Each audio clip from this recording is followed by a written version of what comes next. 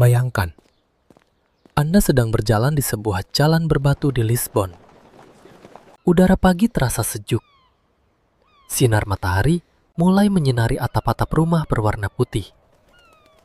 Lonceng gereja berdentang dari berbagai penjuru kota. Hari itu, tanggal 1 November tahun 1755. Hari Raya Semua Orang Kudus.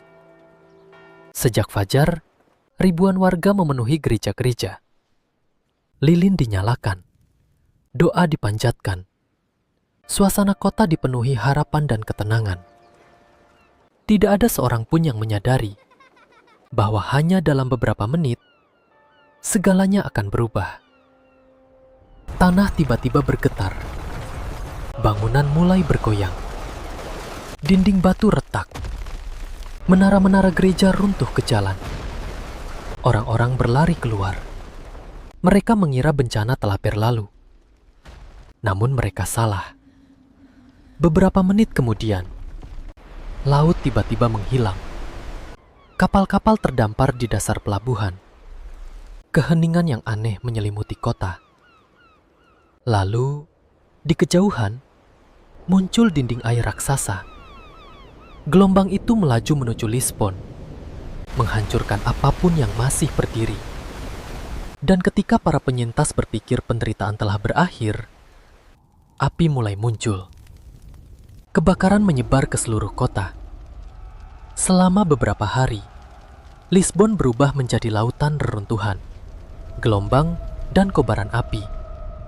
Lebih dari sekedar menghancurkan sebuah ibu kota, bencana ini mengguncang cara manusia memahami alam semesta. Hari ini, kita akan kembali ke pagi yang mengubah sejarah Eropa. Menyaksikan bagaimana satu kota yang tampak tak terkalahkan, hampir menghilang dari muka bumi. Pada pertengahan abad ke-18, Lisbon adalah salah satu kota paling makmur di dunia. Setiap hari, puluhan kapal berlayar memasuki muara Sungai Tagus. Mereka datang dari Brasil, Afrika, India, Tiongkok, dan berbagai wilayah lain yang berada di bawah jaringan perdagangan Kekaisaran Portugal. Muatan mereka memenuhi gudang-gudang pelabuhan. Emas, perak, rempah-rempah, gula, kopi, kayu eksotis, kain sutra, porselen. Seluruh kekayaan dari 4 penjuru dunia mengalir menuju kota ini. Di sepanjang dermaga, para buruh membongkar peti-peti dagangan sejak matahari terbit. Pedagang sibuk menawar harga. Suara roda kereta bergema di jalan berbatu. Aroma garam laut bercampur dengan bau kayu, rempah-rempah, dan roti yang baru dipanggang. Lisbon bukan sekedar ibu kota Portugal. Ia adalah pusat perdagangan global. Salah satu kota terkaya di Eropa. Istana-istana megah berdiri di atas bukit. Biara dan gereja menghiasi hampir setiap sudut kota. Menara-menara lonceng menjulang tinggi di atas atap-atap rumah. Kemewahan itu membuat banyak orang percaya bahwa Lisbon adalah kota yang diberkati. Namun, di balik semua kemegahan tersebut, tersembunyi sebuah ancaman yang sama sekali tidak terlihat. Tidak ada asap, tidak ada badai, tidak ada tanda-tanda dari langit. Ancaman itu datang dari jauh di bawah permukaan bumi, di dasar Samudra Atlantik. Selama ratusan tahun, tekanan terus bertambah di antara lempeng-lempeng bumi. Sedikit demi sedikit, tanpa suara, tanpa diketahui siapapun. Hingga akhirnya, pada pagi pertama bulan November tahun 1755, seluruh tekanan itu dilepaskan dalam waktu beberapa menit. Dan sejarah pun berubah selamanya. Pada abad ke-18, Portugal merupakan salah satu kerajaan maritim terbesar di dunia. Meskipun wilayahnya di Eropa relatif kecil, armada kapalnya menjelajahi hampir seluruh samudra. Dari pantai Brasil hingga Afrika Barat. Dari Tanjung Harapan sampai pelabuhan-pelabuhan di India dan Asia Tenggara. Semua jalur perdagangan itu bermuara di Lisbon. Setiap minggu, kapal-kapal besar memasuki Sungai Tagus dengan layar putih yang memenuhi cakrawala. Mereka membawa hasil bumi, logam mulia, kayu keras, rempah-rempah, tembakau, gula, dan berbagai barang mewah yang sangat bernilai di Eropa. Pelabuhan Lisbon menjadi salah satu yang tersibuk di dunia. Ratusan buruh bekerja tanpa henti. Tali-tali kapal ditarik. Peti-peti kayu dipindahkan. Gudang-gudang dipenuhi barang dari berbagai benua. Di pusat kota, para bangsawan menikmati kehidupan yang mewah. Kereta kuda berlapis ukiran melintasi jalan-jalan utama. Para pedagang mengenakan pakaian terbaik mereka. Pasar dipenuhi warna-warni kain, buah, ikan segar, dan rempah-rempah dari negeri yang jauh. Lisbon juga dikenal sebagai kota gereja. Puluhan bangunan keagamaan berdiri megah. Biara-biara besar menjadi pusat pendidikan. Lonceng berdentang hampir sepanjang hari. Agama menjadi bagian yang tidak terpisahkan dari kehidupan masyarakat. Karena itulah, Hari Raya Semua Orang Kudus selalu menjadi salah satu hari terpenting dalam setahun. Pada pagi itu, sebagian besar penduduk akan menghadiri misa. Anak-anak, orang tua, pedagang, prajurit, bangsawan. Hampir semua berkumpul di dalam gereja. Tidak ada yang mengetahui bahwa keputusan untuk menghadiri ibadah pagi itu akan menentukan nasib ribuan orang. Lisbon tampak lebih hidup daripada biasanya. Namun jauh di bawah dasar laut, energi yang telah terkumpul selama berabad-abad sedang menunggu saat yang tepat untuk dilepaskan. Dan ketika matahari mulai meninggi, detik-detik terakhir kota yang damai itu mulai menghitung mundur. Pagi itu, langit di atas Lisbon tampak begitu cerah. Hampir tidak ada awan. Angin bertiup perlahan dari arah Samudra Atlantik. Udara terasa nyaman. Tidak ada pertanda badai. Tidak ada hujan. Tidak ada suara yang mengisyaratkan bahaya. Di berbagai penjuru kota, lonceng gereja terus berdentang. Warga berdatangan mengenakan pakaian terbaik mereka. Keluarga berjalan bersama menuju rumah ibadah. Para imam menyalakan lilin-lilin altar. Cahaya kecil memenuhi ruangan batu yang megah. Doa mulai dipanjatkan. Nyanyian menggema di bawah langit-langit gereja. Sementara itu, di pelabuhan, beberapa kapal dagang baru saja berlabuh. Para awak kapal menurunkan muatan. Pedagang membuka kios mereka. Roti hangat mulai dijual. Anak-anak bermain di halaman rumah. Kehidupan berlangsung seperti biasanya. Tidak seorang pun menyadari bahwa jauh di bawah dasar Samudra Atlantik, patahan raksasa telah mencapai batasnya. Tekanan yang tersimpan selama ratusan tahun akan dilepaskan dalam satu hentakan. Beberapa menit lagi, seluruh wajah Lisbon akan berubah. Dan dunia tidak akan pernah melupakan tanggal 1 November tahun 1755. Sekitar pukul 9:40 pagi, tanah mulai bergetar. Awalnya, getarannya terasa ringan. Beberapa orang berhenti berbicara. Gelas-gelas di atas meja mulai bergetar. Lilin bergoyang perlahan. Namun hanya dalam hitungan detik, getaran itu berubah menjadi guncangan yang sangat dahsyat. Bangunan berguncang ke segala arah. Lantai gereja seperti bergelombang. Orang-orang kehilangan keseimbangan. Teriakan mulai memenuhi ruangan. Pilar-pilar batu retak. Langit-langit mulai runtuh. Patung-patung jatuh menghantam lantai. Debu memenuhi udara. Di luar, jalan-jalan terbelah. Rumah-rumah batu roboh satu demi satu. Menara gereja runtuh ke tengah kerumunan. Kereta kuda terbalik. Kuda-kuda panik berlari tanpa arah. Suara lonceng bercampur dengan suara batu yang pecah. Seluruh kota berguncang begitu keras hingga banyak orang bahkan tidak mampu berdiri. Getaran pertama berlangsung sangat lama, lalu berhenti sejenak. Para penyintas keluar dari reruntuhan. Mereka mengira bencana telah usai. Namun hanya beberapa saat kemudian, Guncangan kedua datang. Lebih keras, lebih menghancurkan. Bangunan yang sebelumnya masih bertahan, kini roboh seluruhnya. Asap debu menutupi langit. Lisbon berubah menjadi kota yang nyaris tidak dikenali. Dan di tengah kepanikan itu, ribuan orang mulai berlari menuju satu tempat yang mereka anggap paling aman. Pelabuhan di tepi sungai Tagus. Para penyintas berlari tanpa tujuan.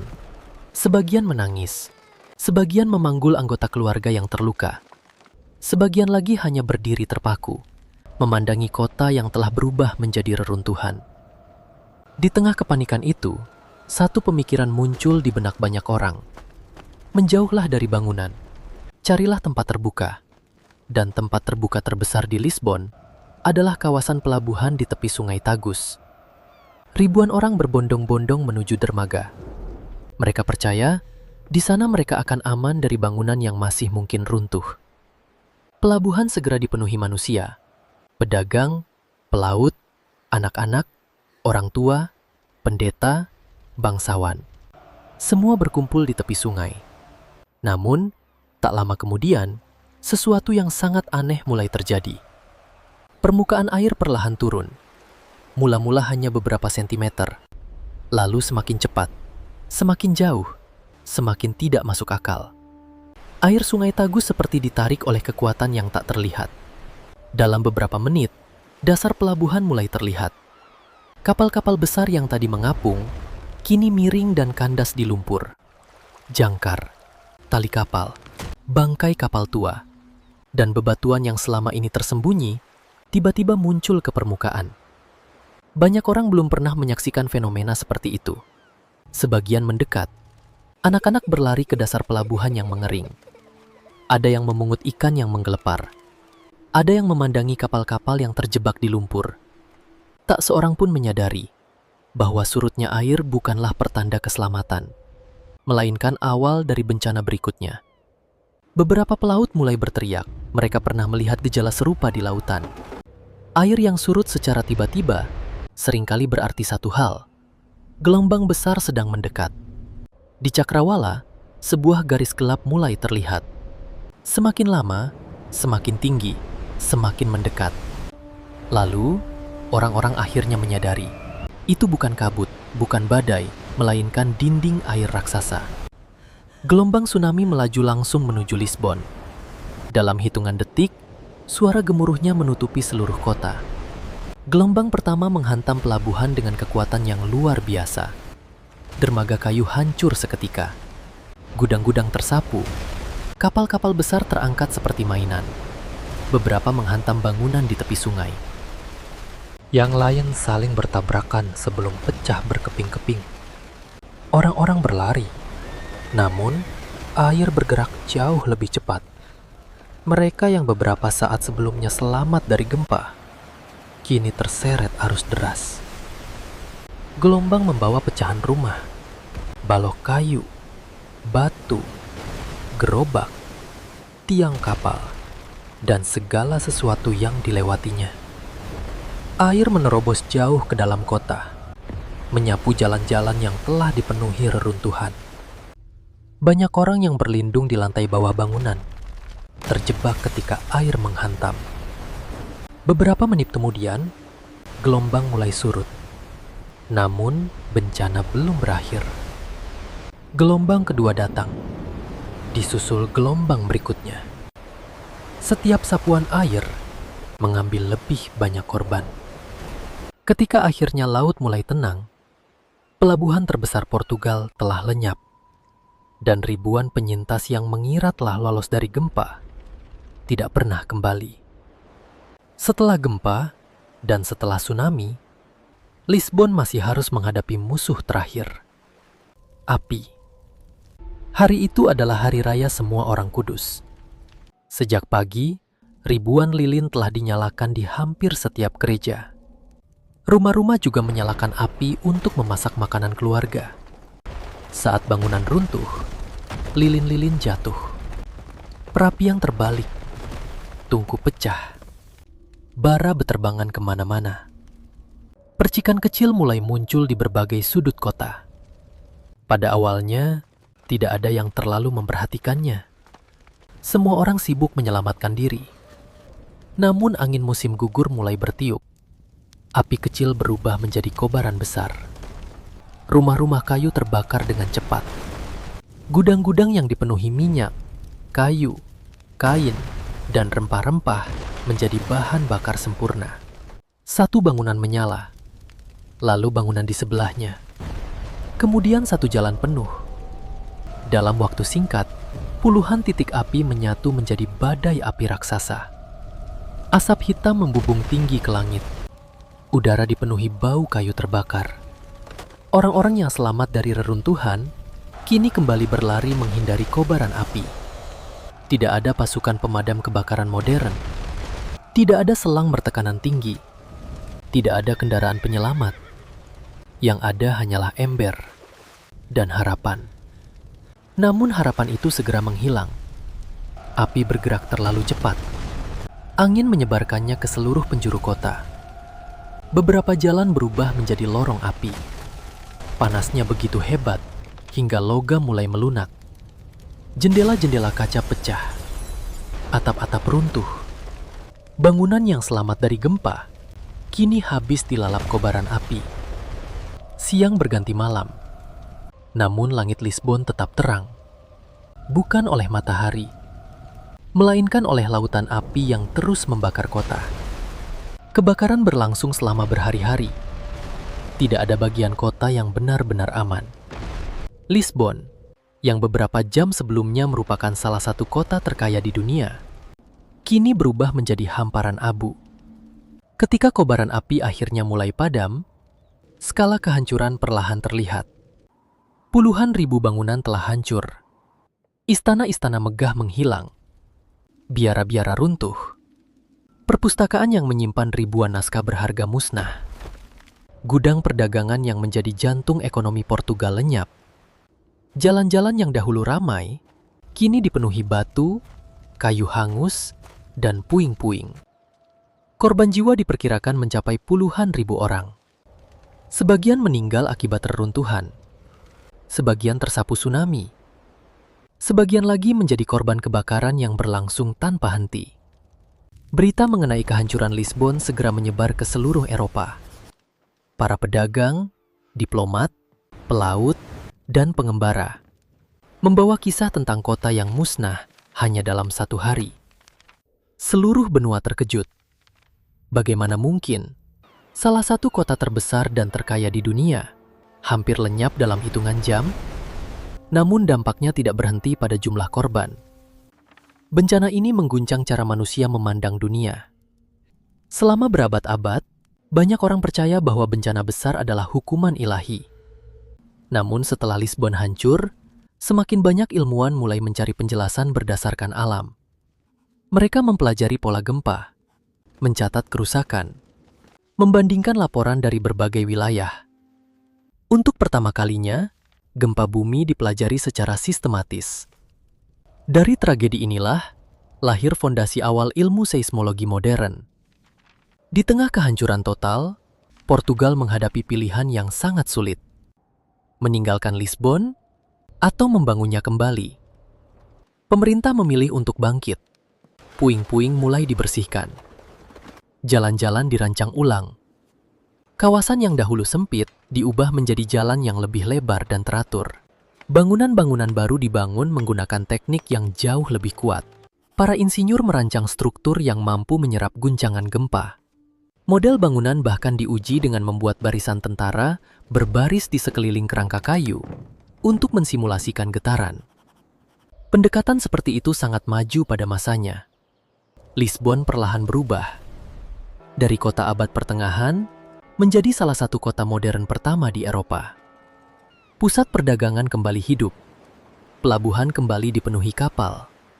Toko-toko kembali dibuka. Dan kehidupan perlahan kembali ke jalan-jalan kota. Ironisnya, bencana yang hampir menghapus Lisbon dari peta justru melahirkan kota yang lebih kuat, lebih tertata, dan lebih siap menghadapi masa depan. Hari ini, jika Anda berjalan di pusat kota Lisbon, Anda akan menemukan jalan-jalan yang lebar, alun-alun yang megah, bangunan bergaya klasik yang tersusun rapi. Sulit membayangkan bahwa di bawah kaki Anda pernah terbentang salah satu bencana paling dahsyat dalam sejarah Eropa. Pada pagi tanggal 1 November tahun 1755, gempa bumi menghancurkan kota.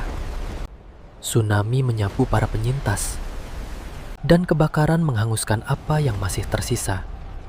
Dalam beberapa jam, Lisbon kehilangan puluhan ribu penduduknya. Namun kota itu tidak menghilang. Ia bangkit, lebih kuat, lebih modern, dan menjadi simbol bahwa bahkan dari kehancuran terbesar sekalipun, manusia mampu membangun kembali masa depannya. Gempa Lisbon 1755 bukan sekedar tragedi bagi Portugal.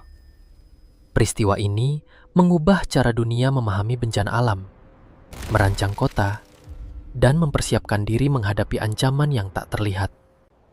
Warisannya masih terasa hingga hari ini.